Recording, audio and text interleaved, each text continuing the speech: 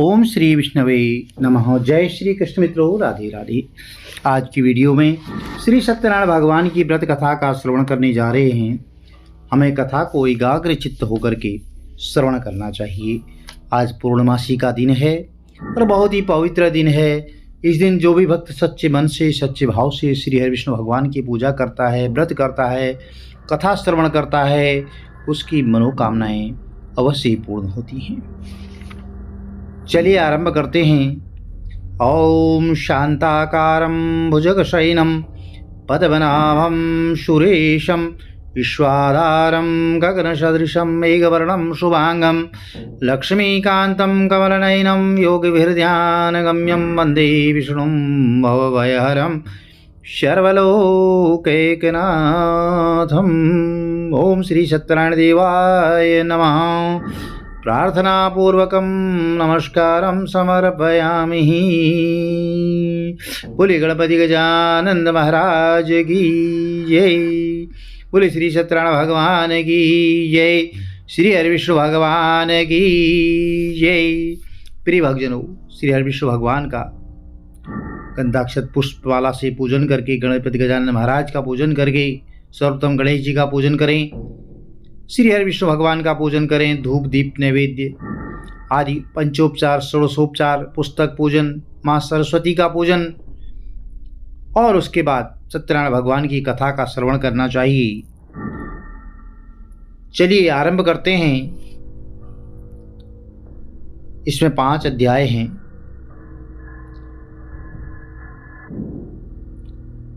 एक बार श्री व्यास जी ने कहा कि एक समय नैमिषारण्य तीर्थ में शौनक आदि सभी ऋषियों और मुनियों ने प्राण शास्त्र के वेदता श्री सूत जी महाराज से पूछा कि ऋषियों ने कहा, हे महामुनि, कौन सा ऐसा व्रत है या तपस्या है जिससे मनोवांछित फल की प्राप्ति होती है, उसे हम सब सुनना चाहते हैं, आप कहें। तो श्री सूत जी बोले, इसी प्रकार देव ऋषि नारद जी के द्वारा पूछे जाने पर भगवान कमलापति ने उनसे जैसा कहा था उसे कह रहा हूँ, आप लोग सावधान होकर के सुने। एक समय योगी नारद जी लोगों के कल्याण की कामना से विविध लोकों में भ्रमण करते हुए मृत्यु लोक में आए और यहाँ उन्होंने अपने कर्म फल के अनुसार नाना योनियों में उत्पन्न सभी प्राणियों को अनेक प्रकार के क्लेश दुख भोगते हुए देखा। अब किस उपाय से इनके दुखों का सुनिश्चित रूप से नाश हो सकता है, ऐसा वह मन में विचार करके श्री हरि विष्णु लोक को गए। वहाँ 4 भुजाओं वाले शंख चक्र गदा और पद्म वसे बनवाला से विभूषित शुक्ल भगवान नारायण का दर्शन करके उनकी वह स्तुति करने लगे। नारद जी बोले, हे वाणी और मन से परे स्वरूप वाले, अनंत शक्ति संपन्न आदि मध्य और अंत से रहित निर्गुण और सकल कल्याणमय गुणगणों से संपन्न और भक्तों की पीड़ा नष्ट करने वाले परमात्मा, आपको मेरा नमस्कार है, प्रणाम है। स्तुति सुनने के बाद भगवान श्री हरि विष्णु ने नारद जी से कहा कि हे भगवान, हे महाभाग, आप किस प्रयोजन से यहाँ आए हैं, आपके मन में क्या है वह सब कहिए, मैं आपको सब कुछ बताऊंगा। तो नारद जी बोले कि हे भगवान, मृत्युलोक में अपने पाप कर्मों के द्वारा विभिन्न योनियों में उत्पन्न सभी लोग बहुत प्रकार के क्लेशों से दुखी हो रहे हैं। हे नाथ, किस छोटे से उपाय से उनके कष्टों का निवारण हो सकेगा? यदि आपकी मेरे ऊपर कृपा हो तो वह सब मैं सुनना चाहता हूँ, उसे बताएं। तो भगवान ने कहा, हे वत्स, संसार के ऊपर अनुग्रह करने की इच्छा से आपने बहुत ही उत्तम बात पूछी है। जिस व्रत के करने से प्राणी मोह से मुक्त हो जाता है उसे मैं आपको बताता हूँ, सुने। तो हे वत्स, स्वर्ग और मृत्युलोक में दुर्लभ भगवान सत्यनारायण का एक महान पुण्यप्रद व्रत है। आपके स्नेह के कारण इस समय मैं उसे कह रहा हूँ। अच्छी प्रकार विधि विधान से भगवान सत्यनारायण का व्रत करके मनुष्य ही शीघ्र ही सुख प्राप्त कर परलोक में मोक्ष प्राप्त कर सकता है। भगवान की ऐसी वाणी सुनकर के नारद मुनि ने कहा, नारद जी बोले, हे प्रभु, इस व्रत को करने का फल क्या है और इसका विधान क्या है? इस व्रत को किसने किया और कब इसे करना चाहिए, यह सब विस्तार पूर्वक बताएं। तो भगवान ने कहा, यह सत्यनारायण व्रत दुख शोक आदि का शमन करने वाला, धन धान्य की वृद्धि करने वाला है। सौभाग्य और संतान देने वाला, सर्वत्र विजय प्रदान करने वाला है। जिस किसी भी दिन भक्ति और श्रद्धा से समन्वित होकर के मनुष्य ब्राह्मणों और बंधु बांधवों के साथ धर्म में तत्पर होकर के सायंकाल भगवान श्री सत्यनारायण की पूजा करे, नैवेद्य के रूप में उत्तम कोटि के भोजनी पदार्थ को सवाया मात्रा में भक्ति पूर्वक अर्पित करना चाहिए। केले का फल, घी, दूध, गेहूं का चूर्ण या इसके अभाव में गेहूं के चूर्ण के अभाव में साठी जो है चावल का चूर्ण, शक्कर या गुड़ मिला करके यह सब भक्ष्य सामग्री सवाया मात्रा में एकत्रित करके निवेदित करनी चाहिए। बंधु बांधवों के साथ श्री सत्यनारायण भगवान की कथा सुन करके ब्राह्मण को यथाशक्ति दक्षिणा भी देनी चाहिए। तदनंतर बंधु बांधवों के साथ ब्राह्मणों को भोजन भी कराना चाहिए और भक्तिपूर्वक प्रसाद ग्रहण करके नृत्य गीत आदि का आयोजन करना चाहिए। तदनंतर भगवान सत्यनारायण का स्मरण करते हुए अपने अपने घर को जाना चाहिए। ऐसा करने से मनुष्यों की अभिलाषा अवश्य ही पूर्ण होती है। विशेष रूप से कलयुग में पृथ्वी लोक में यह सबसे छोटा सा उपाय है। बोलिए श्री सत्यनारायण भगवान की जय। अथ द्वितीय अध्याय।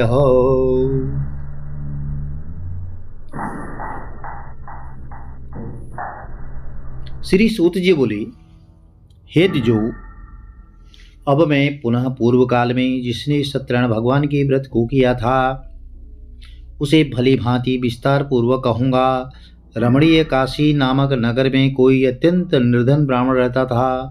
भूख और प्यास से व्याकुल होकर के वह प्रतिदिन पृथ्वी पर भटकता रहता था।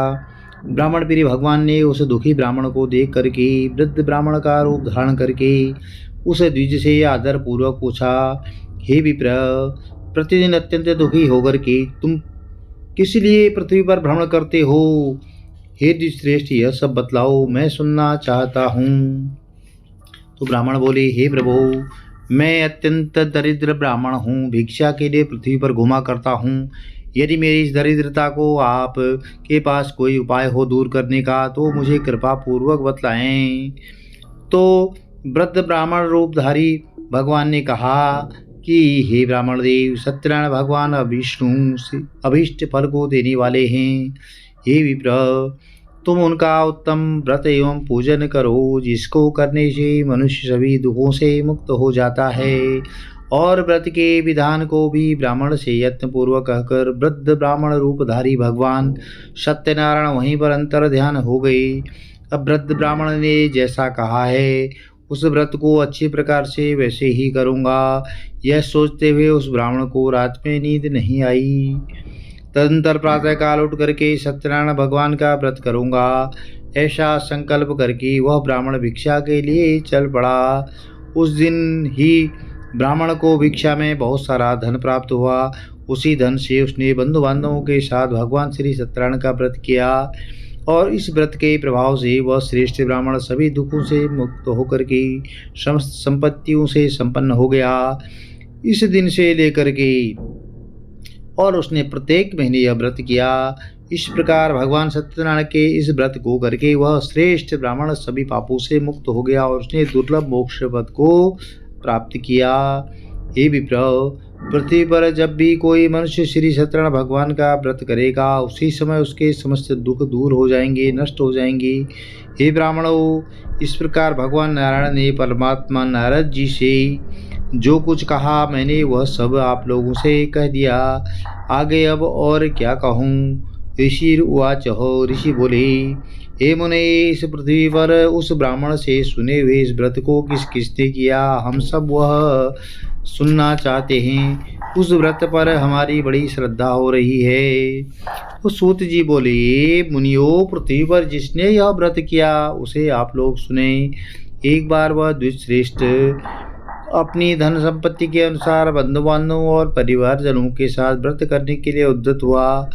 इसी बीच एक लकड़हारा वहाँ आया। लकड़ी बाहर रख करके उस ब्राह्मण के घर गया।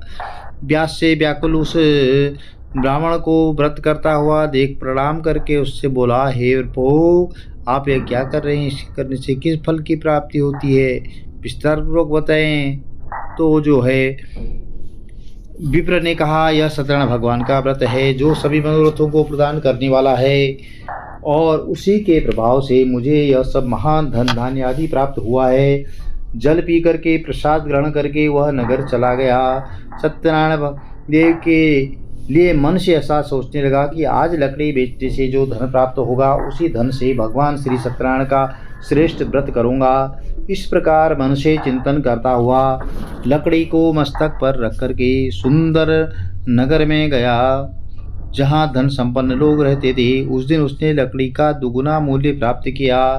तदंतर प्रसन्न हृदय होकर के वह पके हुए फल, केले के फल हो गए, चीनी, घी, दूध और गेहूं का चूर्ण सवाया मात्रा में लेकर के अपने घर गया।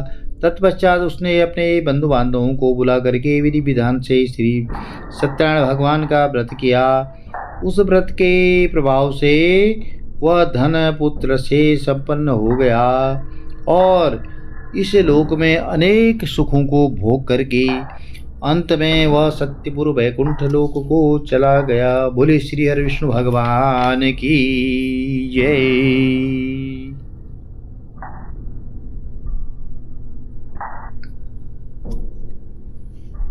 अथ तृतीय अध्याय। श्री सूत जी बोले, श्रेष्ठ मुनियों, अब मैं पुनः आगे की कथा कहूँगा, आप लोग सुने। प्राचीन काल में उल्कामुख नाम का एक राजा था। वह जितेंद्रिय, सत्यवादी और बहुत ही बुद्धिमान था। वह राजा प्रतिदिन देवालय जाता और ब्राह्मणों को धन दे करके संतुष्ट करता था। कमल के समान मुख वाली उसकी धर्मपत्नी शील, विनय और सौंदर्य आदि गुणों से संपन्न पतिपरायणा थी। राजा एक दिन अपनी धर्मपत्नी के साथ भद्रशिला नदी के तट पर श्री सत्यनारायण भगवान का व्रत कर रहा था। उसी समय व्यापार के लिए अनेक प्रकार की पुष्कल धनराशि से संपन्न एक साधु वणिक वहां आया और भद्रशिला नदी के तट पर नाव को स्थापित करके वह राजा के समीप गया और राजा को उस व्रत में दीक्षित देकर करके विनयपूर्वक पूछने लगा। साधु ने कहा, हे राजन, आप भक्ति युक्त चित्त से यह क्या कर रहे हैं? कृपया यह सब हमें बताएं और इस समय मैं सुनना चाहता हूँ। राजा बोले, हे साधु, पुत्र आदि की प्राप्ति के लिए अब मैं अपने बंधु बांधवों के साथ अतुल तेज संपन्न भगवान श्री हरि विष्णु का व्रत कर रहा हूँ और पूजन कर रहा हूँ।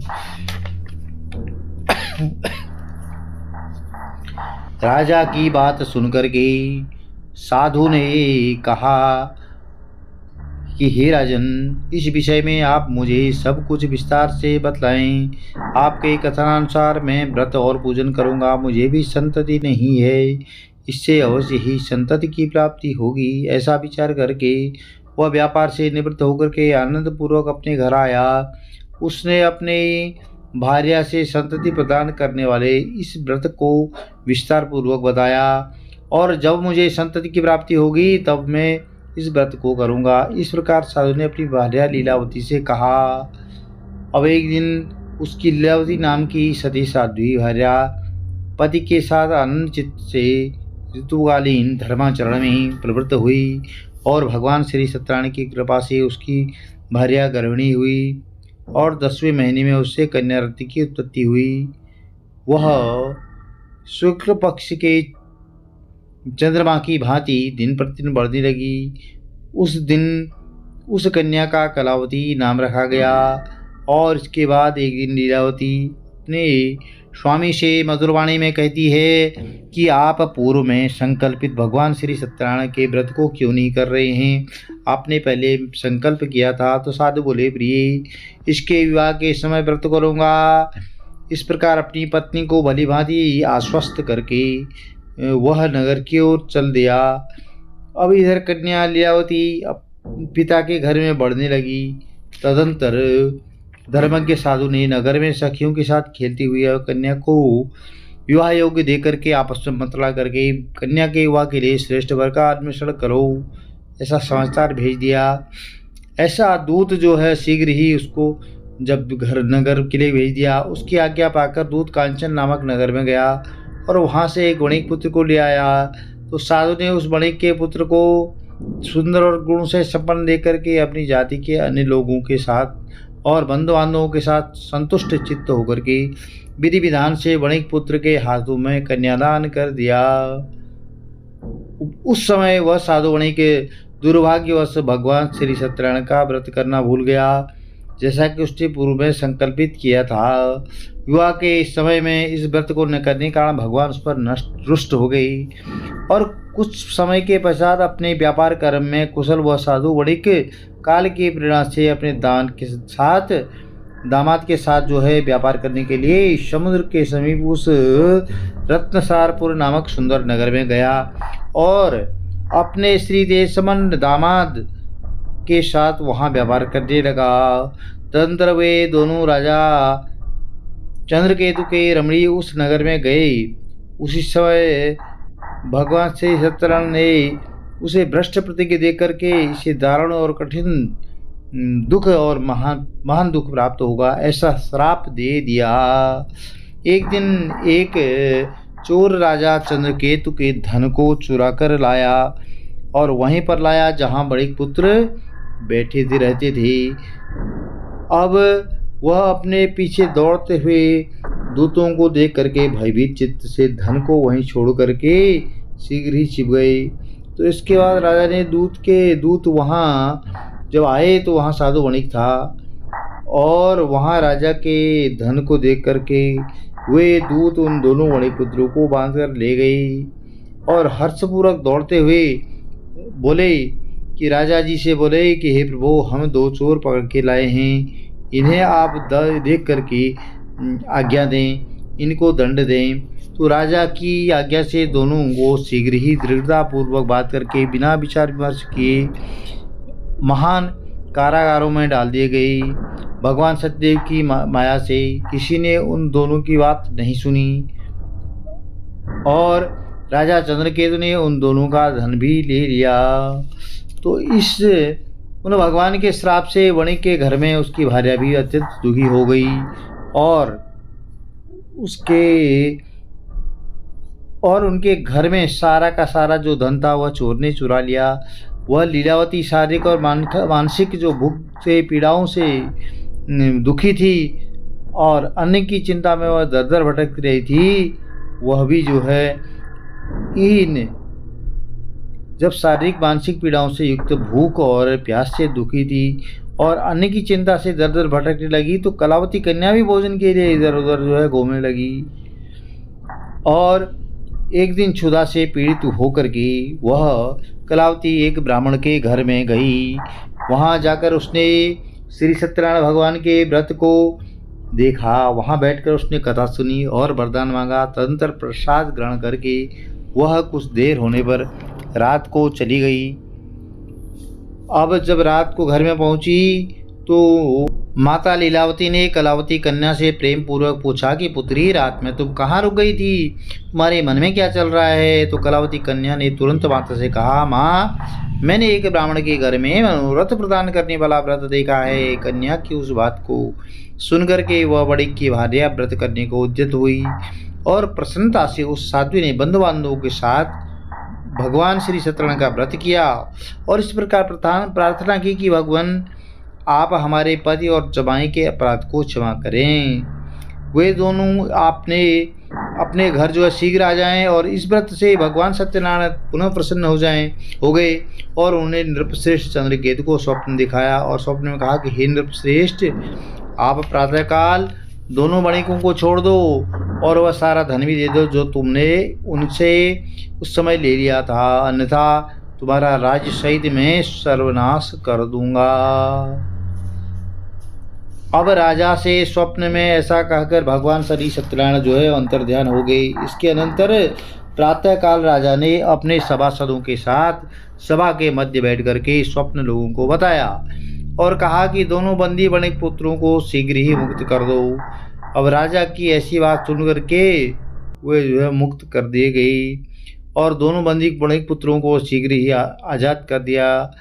अब देखिए, बीड़ी बंधन से मुक्त करके वे दोनों वणिक पुत्र लाए गए। अब जेल खाने में तो बहुत स्थिति खराब होती है, आपको पता है। इसके बाद दोनों महाजन वणिक पुत्र नृपश्रेष्ठ चंद्रकेतु को प्रणाम करके अपने पूर्व वृत्तांत का स्मरण करते हुए जो है भय विवल हो गए और कुछ बोल न सके। राजा ने वणिक पुत्र को देखकर आदरपूर्वक कहा, अब क्या कहा उन्होंने कि आप लोगों को प्रारब्धवश ही यह महान दुख प्राप्त हुआ है, इस समय अब कोई भय नहीं है। ऐसा कह करके उनकी बेड़ी खुलवा दी, छोड़कर आदि करा दिया और राजा ने वस्त्र अलंकार देकर के उन दोनों वणिक पुत्रों को संतुष्ट किया तथा सामने बुला करके वाणी द्वारा अत्यधिक आनंदित किया। पहले जो धन दिया था उसने उस धन को जो है दुगना कर दिया। तदंतर राजा ने पुनः उनसे कहा, साधु अब आप अपने घर को जाएं। राजा को प्रणाम करके आपकी कृपा से हम जा रहे हैं। और ऐसा कर उन दोनों ने महावैश्यु ने अपने घर की ओर प्रस्थान किया। बोले श्री सत्यनारायण भगवान की जय। अथ चतुर्थ अध्याय। अब चौथा अध्याय है। तो सूत जी बोले कि साधु वणिक मंगलाचरण करके और ब्राह्मणों को धन दे करके अपने नगर की ओर चल पड़ा। साधु के कुछ दूर जाने पर भगवान सत्यनारायण की फिर से उनकी परीक्षा लेने की जिज्ञासा हुई तो पहुंच गए और बोले कि हे साधु, तुम्हारी नाव में क्या भरा पड़ा है। तब धन के मद में चूर होकर के दोनों महाजनों ने अवहेलना पूर्वक हंसते हुए कहा, अरे दंडिन, क्यों पूछ रहे हो, क्या कुछ द्रव्य लेने की इच्छा है। तो हमारी नाव में तो लता और पत्ते घास फूस भरी है। तो ऐसी निष्ठुर वाणी सुनकर के तुम्हारी बात सच हो जाए, ऐसा कहकर दंडी स्वामी ने जो है सन्यासी का रूप धारण किए भगवान दूर जाकर के समीप में बैठ गए। अब दंडी के चले जाने पर नित्य क्रिया करके पश्चात देखी उन्होंने नाव उतराई ही जल के ऊपर तैर रही थी। तो नाव को देख करके ही साधु अत्यंत चिंता में पड़ गया और नाव में लता और पत्ते आदि देख करके मूर्छित होकर पृथ्वी पर गिर पड़ा।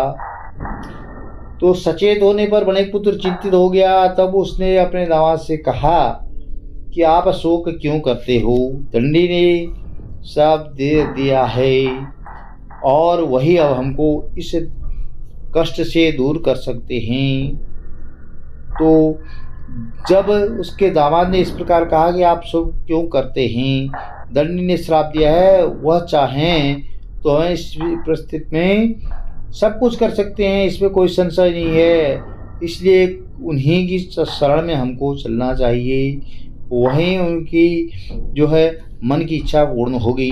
अब जमाई जी की बात सुन करके वह साधु वणिक उनके पास गया और दंडी को देख करके वहाँ भक्तिपूर्वक उन्हें प्रणाम किया। आदरपूर्वक कहने लगे कि आपके सन्मुख मैंने जो कुछ कहा है वह अपराध स्वरूप कहा है, आप मेरे उस अपराध को क्षमा करें। और ऐसा कह करके बारंबार प्रणाम करके वह महान शोक से आकुल हो गया। दंडी ने उसे रोता हुआ देखकर कहा, रे मूर्ख, रो मत, मेरी बात सुनो। मेरी पूजा से उदासीन होने के कारण और मेरी आज्ञा से ही तुमने बारंबार दुख प्राप्त किया है। भगवान की ऐसी वाणी सुनकर के वह उनकी स्तुति करने लगा। तो साधु ने कहा, हे प्रभु, यह आश्चर्य की बात है कि आपकी माया से मोहित होने के कारण ब्रह्मा आदि देवता भी आपके गुणों और रूप को पहचान नहीं पाते। फिर मैं मूर्ख आपकी माया से मोहित होने के कारण कैसा जान सकता हूँ। आप प्रसन्न हों, मैं अपनी धन संपत्ति के अनुसार आपकी पूजा किया करूँगा।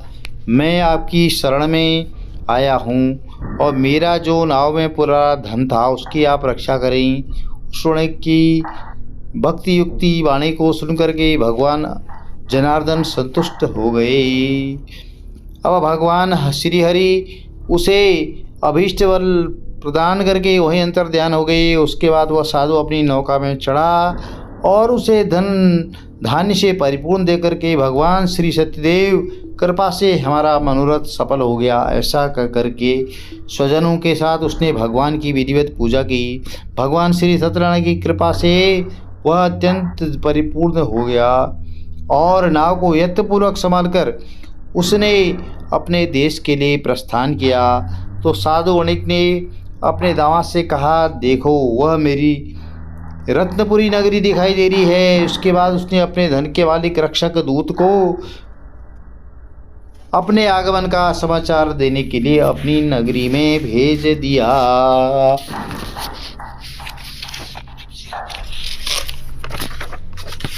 और तत्पश्चात उस दूत ने नगर में जाकर के साधु की भार्या को देख करके हाथ जोड़ प्रणाम करके और बोलने लगा कि सेठ जी ने अभीष्ट बात कही है। अपने दामाद के साथ बंधु वर्गों के साथ बहुत सारे धन संपत्ति से संपन्न होकर के नगर के निकट पधार चुके हैं। दूत के मुख से यह बात सुन करके वह महान आनंद से विह्वल हो गई और उस साध्वी ने श्री सत्यनारायण भगवान की पूजा करके अपनी पुत्री से कहा, मैं साधु के दर्शन के लिए जा रही हूँ, तुम शीघ्र ही आ जाओ।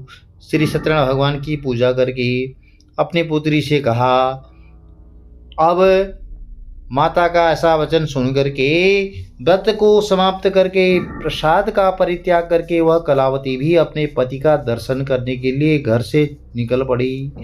अब इसके पश्चात भगवान रुष्ट हो गई और उन्होंने उसके पति को नौका सहित धन के साथ जो है हरण करके जल में डुबो दिया। और इसके बाद कलावती कन्या अपने पति को न देख करके महान शोक से रुदन करती हुई पृथ्वी पर गिर पड़ी। नाव का दर्शन कन्या को बहुत दुखी और देख करके भयभीत मन से साधु ने सोचा, यह क्या आश्चर्य हो गया है। नाव का जो संचालन कर रहे थे वह सभी लोग चिंतित हो गए और तदंतर वह लीलावती भी कन्या को देख करके बहुत परेशान हुई। कन्या को देख करके बहुत विह्वल हो गई और अत्यंत दुख से विलाप करते हुए अपने पति से बोली कि अभी अभी नौका के साथ वह दामाद कैसे अलक्षित हो गया और न जाने किस देवता की उपेक्षा से वह नौका हरण कर ली गई है, अथवा श्री सत्यनारायण भगवान के महात्म्य को कौन जान सकता है। ऐसा कह करके वह स्वजनों के साथ विलाप करके करने लगी और श्री सत्यनारायण भगवान का महात्म्य कौन जान सकता है, ऐसा कहकर वह स्वजनों के साथ विलाप करने लगी और कलावती कन्या को गोद में लेकर के रोने लगी।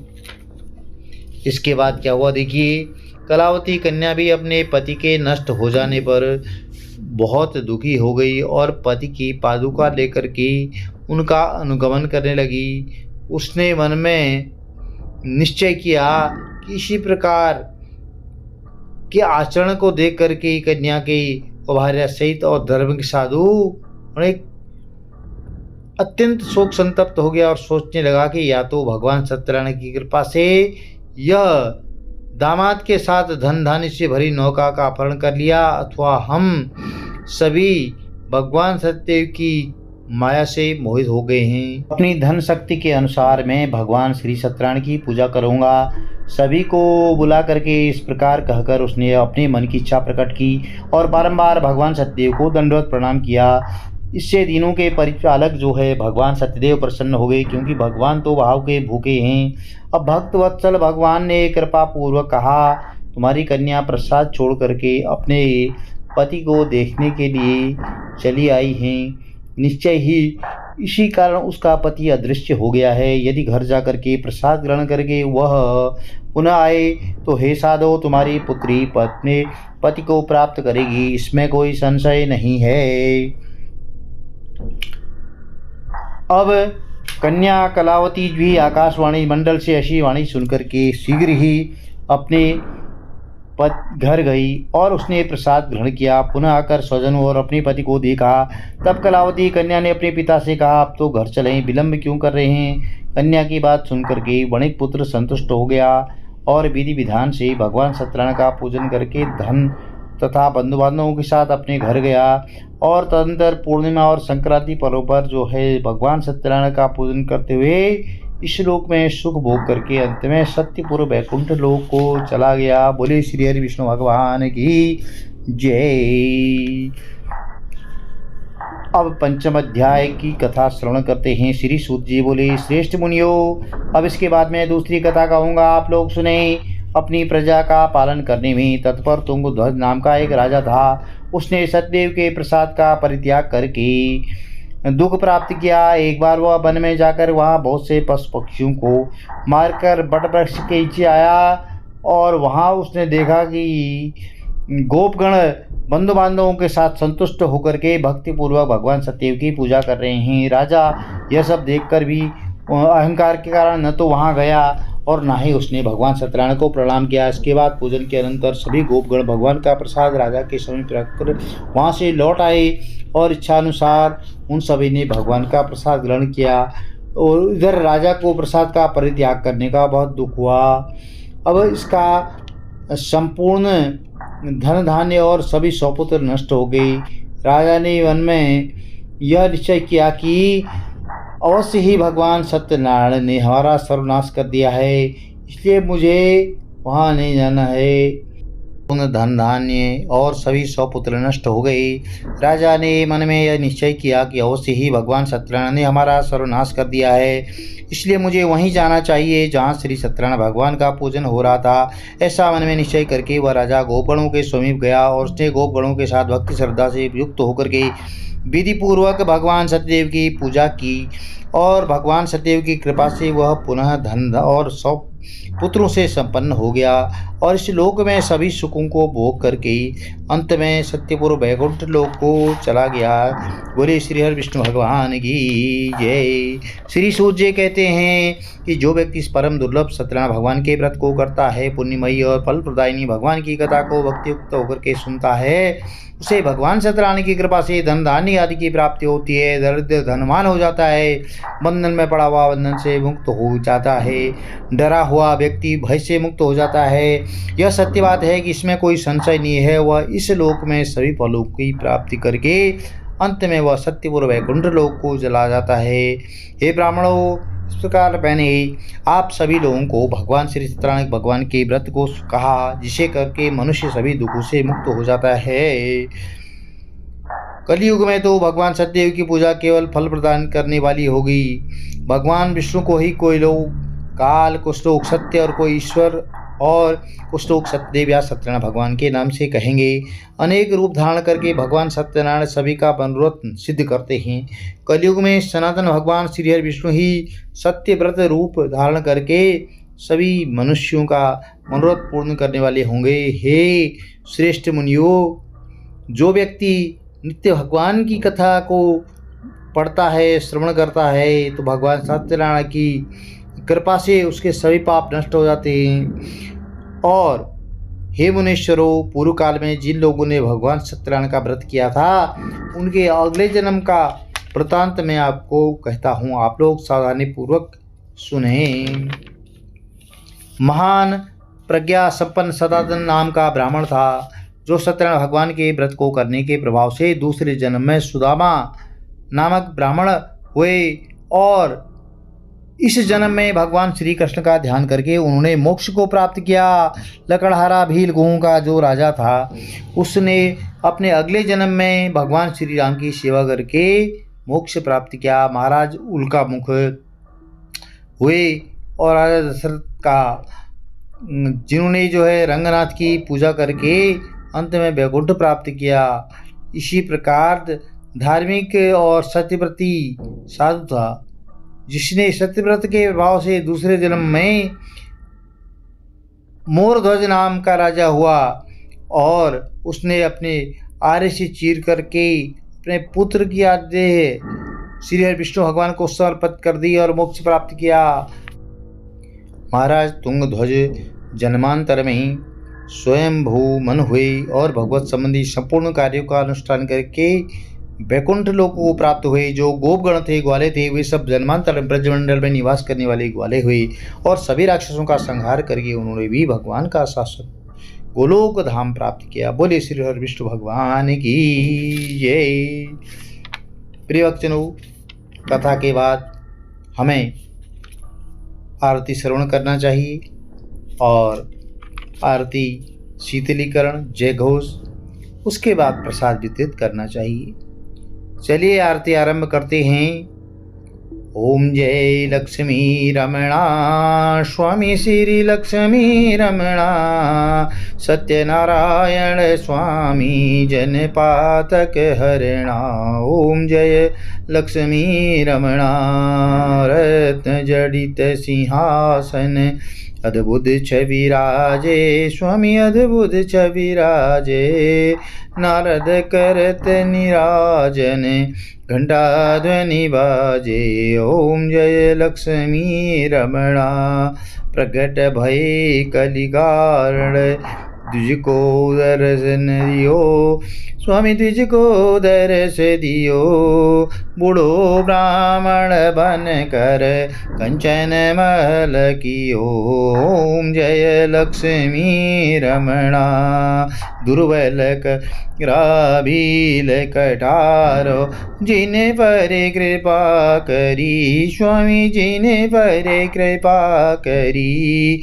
चंद्र चूड़े के राजा जिनके विपति हरि। ओम जय लक्ष्मी रमणा वैश्य मनोरथ पायो श्रद्धा तज दीनी। ओ स्वामी श्रद्धा तज दीनी। सुफल भोग्यो हूँ प्रभु जी फिर स्तुति कीनी। ओम जय लक्ष्मी रमणा भाव भक्ति के कारण छिन छिन रूप धर्यो हो स्वामी छिन छिन रूप धर्यो। श्रद्धा धारण कीनु तिनको काज सर्यो। ओम जय लक्ष्मी रमणा ग्वाल बाल संग राजा मन में भक्ति करी स्वामी मन में भक्ति करी। मनवांचित फल दीनु दीन दयालु हरि। ओम जय लक्ष्मी रमणा चढ़त प्रसाद सवायो कदली फल मेवा स्वामी कदली फल मेवा। धूप दीप तुलसी से धूप दीप तुलसी से राजी सत्य देवा। ओम जय लक्ष्मी रमणा आरती श्री सत्यनारायण जी की जो कोई नर गावे स्वामी प्रेम सहित गावे। कद शिवानंद स्वामी मन भजत हरि हर स्वामी मनवांचित फल पावे। ओम जय लक्ष्मी रमणा ओम जय लक्ष्मी रमणा स्वामी श्री लक्ष्मी रमणा। सत्यनारायण स्वामी सत्यनारायण स्वामी जनपातक हरणा। ओम जय लक्ष्मी रमणा। बोले श्री सत्यनारायण भगवान की जय। आरार्तिकं समर्पयामि। ओम शांताकारं भुजगशयनं पद्मनाभं सुरेशं विश्वाधारं गगनसदृशं मेघवर्णं शुभांगं लक्ष्मीकान्तं कमलनयनं योगिवृद्ध्यानगम्यं वन्दे विष्णुं भवहरं सर्वलोकैकनाथं। बोले श्री सत्यनारायण भगवान की जय हो। प्रिय भक्तजनों, इस तरह से कथा श्रवण के बाद आरती शीतलीकरण जय घोष करें और उसके बाद प्रसाद वितरित करें और जब घर को जाएं तो आप श्री हरि विष्णु भगवान का स्मरण करते हुए जाएं। चलिए, यदि कथा अच्छी लगी तो चैनल को लाइक करें, शेयर करें, सब्सक्राइब करें और साथ में बेल आइकन अवश्य प्रेस कर दें जिससे आने वाली वीडियोज की नोटिफिकेशन आपको ठीक समय पर मिल सके। जय श्री कृष्ण। राधे राधे।